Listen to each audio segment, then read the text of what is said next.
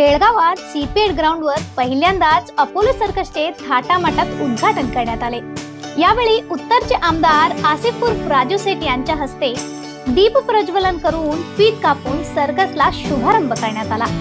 उद्घाटनानंतर विविध कलाकारांनी थरारक मनोरंजक कलेचे प्रयोग सादर करून प्रेक्षकांचे मने जिंकले।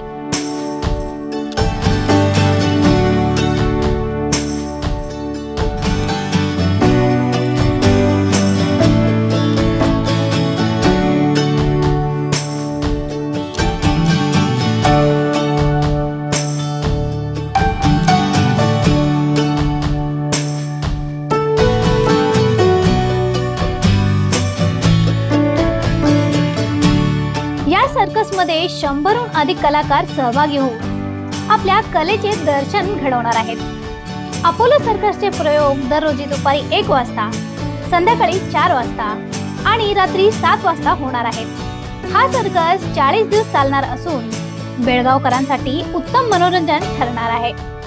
तिकिटांचे दर अनुक्रमे असे आहेत: 150 रुपये, 250 रुपये आणि 350 रुपये इतके असून नागरिकांना सकाळी 9 ते संध्याकाळी 6 या वेळेत ॲडव्हान्स बुकिंगची सुविधा उपलब्ध आहे।